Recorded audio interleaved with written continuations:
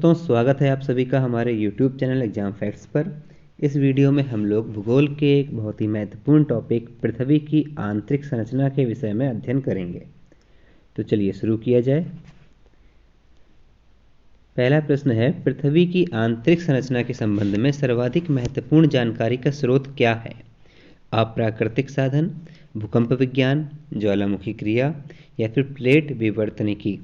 बात कर रहा है पृथ्वी की आंतरिक संरचना की, तो आप अंदर के बारे में कैसे पता कर सकते हो? भूकंप के द्वारा, तो भूकंप विज्ञान। अगला प्रश्न है, सियाल, सीमा तथा नीफे के रूप में भूगर्भ का विभाजन किसके द्वारा किया गया है? वेंडरग्रेट, डेली, होम्स या फिर स्वेज।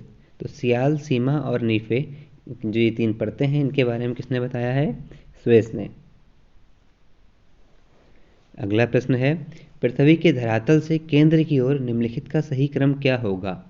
सीमा, सियाल या नीफे। पहले नंबर पे कौन आएगा आपका? पहले नंबर पे आएगा सियाल यानी कि सेकंड, फिर कौन आएगा? फिर सीमा यानी कि फर्स्ट, फिर नीफे यानी कि थर्ड। तो क्या मिला हमें? 213। 213 किस में है? B option. चलिए अगला प्रश्न देखते हैं। निम्नलिखित में से कौन सा कथन सत्य है? सियाल में ग्रेनाइट एवं नीज जैसी चट्टानों की प्रधानता है। सीमा का निर्माण मुख्यतः बेसाल्ट एवं गैब्रो जैसी चट्टानों से हुआ है। क्रोड में निकेल एवं लोहा जैसे तत्वों की अधिकता है। तो आपको बताना है इसमें से कौन सा सत्य है। तो देखिए दोस्तों, सियाल के बारे में बात करें अगर, तो उसका निर्माण कैसे, उसमें क्या है? ग्रेनाइट है एवं नीज जैसे चट्टानें हैं उसमें। और सीमा की अगर हम बात करें तो उसमें बेसाल्ट बहुत अधिक मात्रा में होता है और गैब्रो जैसी चट्टानें भी पाई जाती हैं। और क्रोड में निकेल एवं लोहा पाया जाता है। तो यानी कि ये तीनों ही सत्य हैं। अगला प्रश्न है, भूपृष्ठ की किस परत में बेसाल्ट चट्टानों की अधिकता है? सियाल में, सीमा में, नीफे में या फिर किसी में नहीं? अभी ऊपर हम लोगों ने देखा था कि भूपृष्ठ की किस परत में बेसाल्ट अधिक था? सीमा में। तो सही उत्तर कौन सा होगा? सीमा। और अगर आप निकेल एवं लोहा पूछा जाता तो किसमें होता? क्रोड में।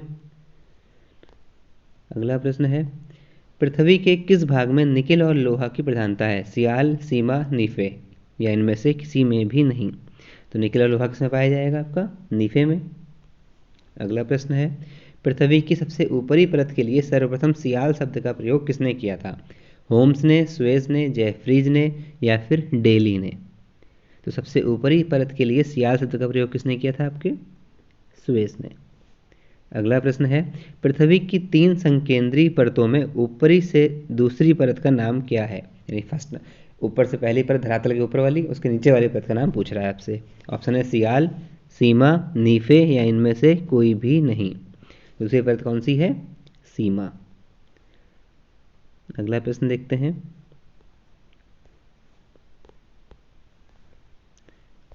पृथ्वी के केंद्र में पाया जाने वाला चुंबकीय पदार्थ है? ग्रेनाइट, बेसाल्ट, निकेल या फिर डायोराइट? चुंबकीय पदार्थ कौन सा है? निकेल। चलिए अगला प्रश्न है, स्वेज ने पृथ्वी के आंतरिक भाग को 3 भागों में बांटा था, उनके विभाजन में नहीं है? सियाल, सीमा, नीफे या सब स्टेटम? तो हमने पढ़ा था भी सियाल भी है, सीमा भी है और नीफे भी है, तो कौन सा बचा? सब स्टेटम। अगला प्रश्न है, स्थल मंडल का तात्पर्य है पृथ्वी का आंतरिक भाग, पृथ्वी का मध्यवर्ती भाग, पृथ्वी का ऊपरी भाग या पृथ्वी की बाह्य पपड़ी? तो स्थल मंडल किसे कहते हैं हम? सबसे ऊपरी वाले भाग को। यानी कौन सा हो जाएगा? देखिए एक ऑप्शन यहाँ पृथ्वी का ऊपरी भाग भी है और एक ऑप्शन है पृथ्वी की बाह्य पपड़ी। तो स्थल मंडल कहा जाएगा पृथ्वी की बाह्य पपड़ी को।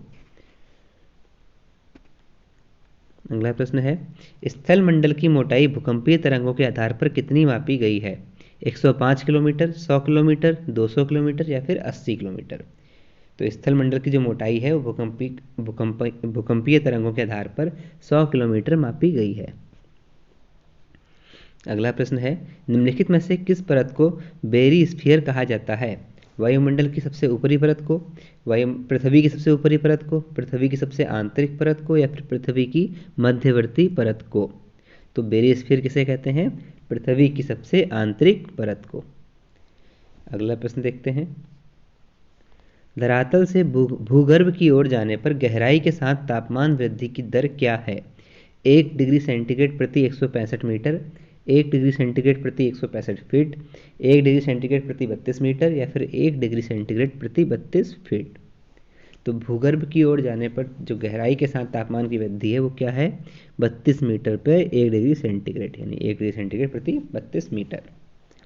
अगला प्रश्न है, पृथ्वी की आंतरिक संरचना के अनुसार भूगर्भ का विभाजन भूपटल, मेंटल तथा कोर में किया गया है। यह विभाजन किसका है, होम्स का, जेफरीज का, डेली का या फिर ग्रांट का। तो भूपटल, मेंटल और कोर में किसने बांटा है, ग्रांट ने।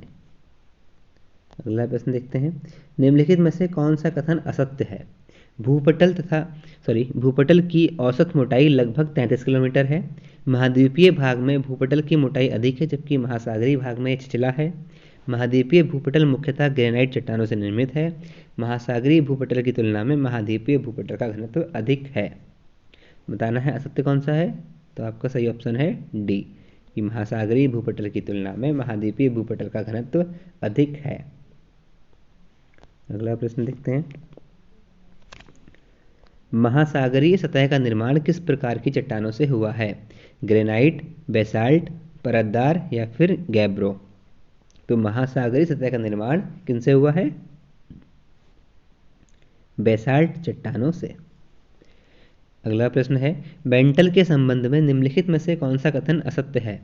इसकी गहराई 35 किलोमीटर से 29 किलोमीटर तक है। इसका संपूर्ण भाग प्लास्टिक की अवस्था में है। पृथ्वी के आयतन का देखिए और पढ़ने की जरूरत ही नहीं है, इसमें लिखा है इसका संपूर्ण भाग प्लास्टिक की अवस्था में है, बिल्कुल गलत है ये। अगला प्रश्न देखते हैं, स्थल मंडल में सम्मिलित है केवल ऊपरी भूपटल, ऊपरी भूपटल तथा निचली भूपटल दोनों, ऊपरी भूपटल, निचली भूपटल तथा मेंटल का ठोस ऊपरी भाग या इनमें से कोई भी नहीं। तो स्थल मंडल में क्या है, देखिए ऊपरी भूपटल भी है, निचली भूपटल भी है और मेंटल का ठोस ऊपरी भाग भी है। अगला प्रश्न है, स्थल मंडल का विस्तार कितने किलोमीटर की गहराई तक है, 80 किलोमीटर, 100 किलोमीटर, 180 किलोमीटर या फिर 200 किलोमीटर। तो स्थल मंडल का जो विस्तार है वो कितना है, 100 किलोमीटर तक। अगला प्रश्न है, निम्नलिखित में से किसको व्हाइट ऑफ द अर्थ कहा जाता है, क्रस्ट को, मेंटल को, कोर को या इनमें से कोई भी नहीं। तो व्हाइट ऑफ द अर्थ किसे कहते हैं, मेंटल को।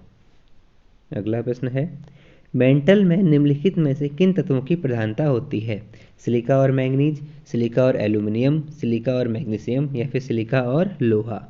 तो मेंटल में कौन से तत्व अधिक मात्रा में पाए जाते हैं, सिलिका और मैग्नीशियम।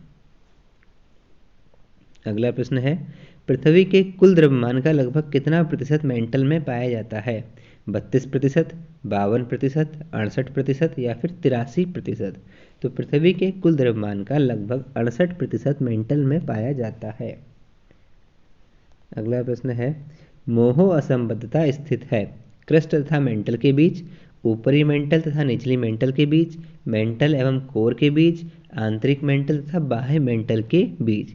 तो मोहो असंबद्धता कहाँ पाई जाती है, क्रस्ट तथा मेंटल के बीच। अगला प्रश्न है, पृथ्वी के कोर में किस तत्व की प्रधानता होती है, सिलिका एवं एल्यूमिनियम, सिलिका एवं मैग्नीशियम, सिलिका एवं निकेल या फिर लोहा एवं निकेल। तो पृथ्वी के कोर में कौन से तत्व की प्रधानता अधिक होती है, लोहा एवं निकेल की। अगला प्रश्न देखते हैं, निम्नलिखित में से कौन सा कथन असत्य है, महाद्वीप मुख्यतः ग्रेनाइट चट्टानों से निर्मित है, महासागरीय बेसिन में बेसाल्ट चट्टान की प्रधानता है, कोर को बेरीस्फीयर के नाम से भी जाना जाता है, पृथ्वी के समस्त आयतन का लगभग 68% एवं द्रव्यमान का 83.5% मेंटल में व्याप्त है।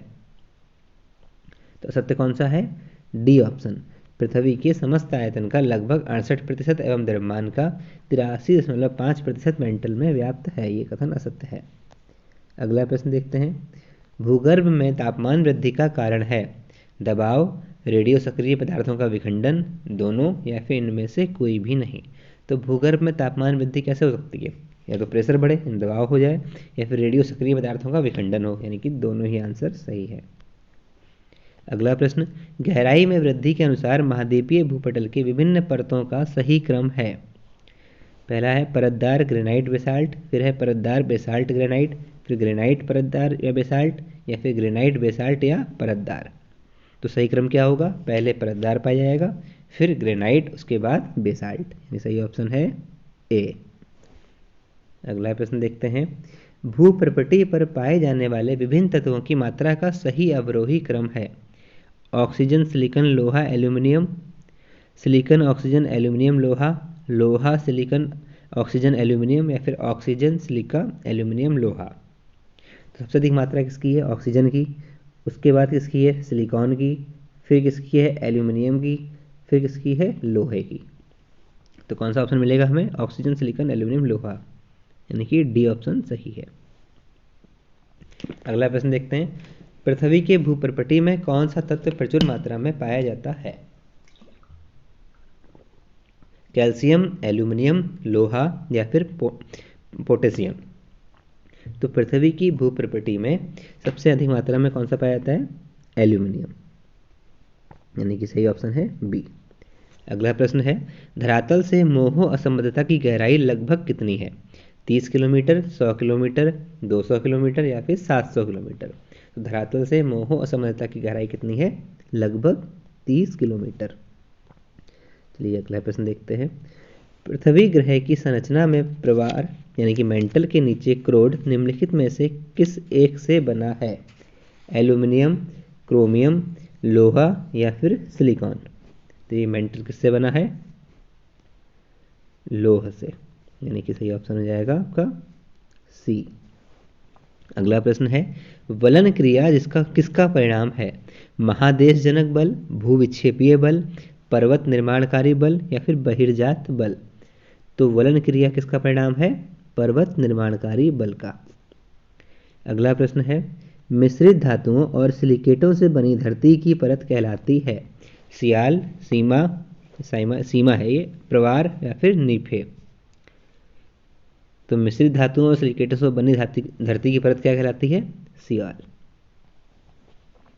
अगला प्रश्न है, गुटेनबर्ग असंबद्धता पृथ्वी के किन दो परतों के बीच है? क्रस्ट और मेंटल, मेंटल और कोर, ऊपरी और निचला मेंटल, और आंतरिक और बाहरी कोर।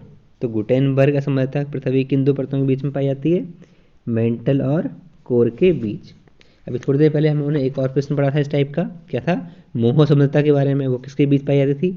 क्रस्ट और मेंटल के बीच। और गुटेनबर्ग कहाँ पाई जाएगी? मेंटल और कोर के बीच। ठीक है, अगला प्रश्न देखते हैं, वह प्रक्रिया जो पृथ्वी की ऊपरी सतह के भागों को खिसकाती, उभारती या निर्मित करती है क्या कहलाती है? पटल विरूपण, अनाच्छादन, अपक्षयण, या फिर ज्वालामुखीयता। तो पृथ्वी के ऊपरी सतह के भागों को खिसकाना, उभारना या निर्माण करना क्या कहलाता है? पटल विरूपण। ये दोस्तों आज के लिए इतना ही। उम्मीद करता हूँ आपको वीडियो पसंद आया हो और आपके लिए ये हेल्पफुल रहा हो। धन्यवाद।